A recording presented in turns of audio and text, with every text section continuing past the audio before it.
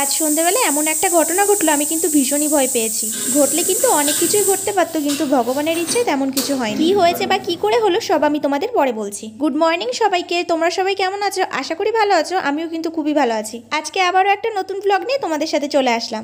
সকালে ঘুম থেকে উঠে আগে কিছুক্ষণ এক্সারসাইজ করে নিয়েছি, তারপরে দেখো মুখ হাত পা কিন্তু ভালো করে ধুয়ে নিচ্ছি। কাল রাতে কিন্তু মশা ভীষণ পরিমাণে উৎপাত করেছে, আর তার সাথে কিন্তু পিঁপড়ের কামড় ফ্রি ছিল। তাই সকালে আগে ঘরের থেকে সমস্ত রকম জিনিসপত্র বের করে নিয়েছি, কারণ ঘরটা আজকে ভালো করে মুছতে হবে। আর নিচে যে বিছানাটা পেতেছিলাম সেটাও কিন্তু তুলে নিয়েছি, কারণ ওটার নিচ থেকে পিঁপড়েগুলো সব আসছিল।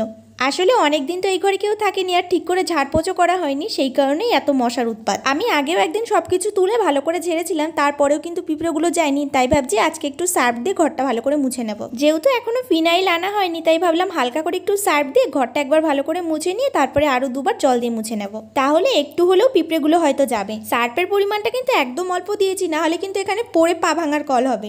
ঘর মোছা প্রায় শেষের পথে, আর এরই মধ্যে দেখছি আবার জানলা ঠিক করার জন্য লোক এসছে। বেশ মন মতন করে ওরা ভেজা জায়গাগুলো পাড়িয়েছে, আর পায়ে যত নোংরা ছিল সব কিন্তু আমার এই ঘরেই লেগে গেছে। তাই আবার আমাকে ঘর মুছতে হয়েছে, আর এই ঘর মোছার পর একটু সময় লাগে ঘরগুলো শুকাতে, তাই জন্য ভাবলাম একটু পাখাটা চালিয়ে দিই। পাখাটা চালিয়ে দেওয়ার পর এক পাশে ঘর মুছতে মুছতে দেখছি আরেক পাশ থেকে শুকিয়ে গেছে। ঘর মুছতে দেরি হওয়ার কিন্তু আরেকটা কারণ আছে, কারণ আমাদের এখনো ঝাঁটা কেনা হয়নি, আর তাই ঘরের যত নোংরা সব কিন্তু এরকম মুছে বের করে আনতে হচ্ছে। এরকম ভাবে ঘর মুছেছি বলে আমার কিন্তু পায়ের ব্যথাটাও বেশ বেড়েছে, কারণ ঘরটা যেহেতু অনেকটাই বড়। এরপর রান্না করে চলে আসলাম, কিছু বোতল খালি ছিল সেগুলো আবার সব ভরে নিচ্ছি।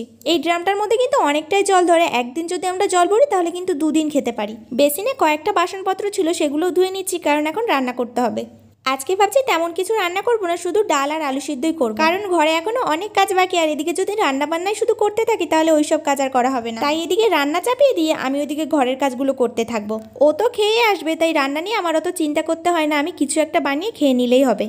এখানে চালগুলো না অন্য রকম, সেদ্ধ চালের মতন না, কিন্তু অনেকটা কিন্তু আতপ চালের মতন দেখতে, ছোট ছোট। তাই ওকে প্রথমে বলেছিলাম যে অল্প করে চাল আনতে, যদি এর ভাতগুলো ভালো হয় তাহলে এই চালগুলোই আন। কিন্তু ভাতগুলো একদমই ভালো হয় না, আর চালের থেকে না কেমন একটা গন্ধ বেরোয়। আমি তো একদমই এই ভাতগুলো খেতে পারছি না, অল্প চাল নেওয়া সত্ত্বেও কিন্তু ভাত থেকে যাচ্ছে। রান্না করতে করতে আবার দেখছি দুজন হাজির হয়েছে কল ঠিক করার জন্য, আর ওই দেখো জানলা দিয়েই কিন্তু ওদের দেখা যাচ্ছে।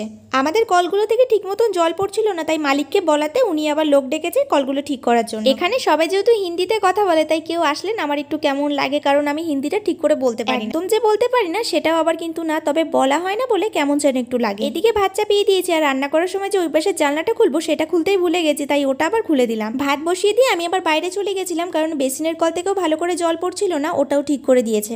সবকিছুই তো ঠিকঠাক ছিল, কিন্তু শেষে দেখো কি হলো, এখানে পুরো নোংরা করে রেখে চলে গেছে। এবার বোঝো ঠেলা, আমাকে কিন্তু আবার মুছতে হবে। সারাদিন এই ঘর মুছতে মুছতে আমার যে কি হাল হলো সে শুধু আমিই জানি। এই যে সারাদিন যে আমি কি করি, কোথায় এত দেরি হচ্ছে সেটা তো শুধু আমিই জানি। এরপর যখন কেউ এসে বলে যে সারাদিন কি করছিল, ওই একজনের রান্না করতে এত সময় লাগে, তখন যে তাকে কি উত্তর দেবো সেটাই বুঝে উঠতে পারি না। যাই হোক, জায়গাটা ভালো করে পরিষ্কার করে নিলাম, যেহেতু জলের কাজ করেছে সেই জন্য পুরো কাদা কাদাই হয়ে গেছে। এরপর বেসিনটা একটু ভালো করে পরিষ্কার করে নিচ্ছি, কারণ বেসিনের কলটাও যেহেতু খুলেছিল তাই পুরো নোংরা হয়ে গেছে। ওইদিকে রান্না বান্না হয়ে গেছে, তাই এবার ঘরের কাজে হাত দেবো। ঘরের যেহেতু বিছানাটা তুলে নিয়েছিলাম সেটা এবার ভালো করে পেতে নিতে হবে। আমরা যেহেতু খাট নিইনি, তাই এই সিঙ্গেল গদ্দাগুলো নিয়েছিলাম। এই দুটো পাশাপাশি রাখলে কিন্তু একটা বড় খাটের আকার হয়ে যায়। দুটো পাশাপাশি রেখে উপরে কিন্তু ব্ল্যাঙ্কেট পাতিয়ে দিয়েছি, তারপরে বিছানা চাদরটা ভালো করে পেতে নিলাম। বিছানা চাদরটা পাতলে একদমই কিন্তু বোঝা যায় না যে দুটো সিঙ্গেল গদ্দা। বিছানাটা ভালো করে গুছিয়ে নিয়ে এরপর স্নান করতে গেছিলাম, তারপরে এসে খাওয়া দাওয়া করে নিয়েছি। আজকে আর ওর জন্য ওয়েট করিনি, ও খেয়েই আসবে। এইভাবে তো আজকে সারাদিনটা কেটেই গেল, আর আগের দিন সন্ধ্যাবেলা একটা ঘটনা ঘটেছে সেটাই তোমাদের দেখাচ্ছি। আমি ঘরেই ছিলাম, হঠাৎ করে এই আওয়াজটা শুনে বাইরে এসে দেখছি এই সিলিন্ডার থেকে এরকম ভাবে গ্যাস বেরোচ্ছে। আমি অনেক চেষ্টা করেছি বন্ধ করার, তবে আমি বন্ধ করতে পারি। তারপরে ওকে ফোন করাতেই কিছুক্ষণের মধ্যে যার কাছ থেকে গ্যাস এনেছিল তাকে নিয়ে কিন্তু চলে এসেছে। এরপর উনি ওটা কি করেছে বন্ধ করলো জানি না, উনি বললো প্যাচ কেটে গেছে। ওই মুহূর্তে কিন্তু আমি ভীষণ ভয় পেয়েছিলাম, কারণ আমি ওখানে একাই ছিলাম, কি করবো বুঝে উঠতে পারছিলাম না। আর তখন যদি ঘরে আগুনের কিছু ধরানো থাকতো তাহলে কি হতো কে জানে। এটা কিন্তু আগের দিন সন্ধ্যাবেলার ঘটনা, তখন কিন্তু সিলিন্ডারের সাথে পাইপটা লাগানো ছিল না।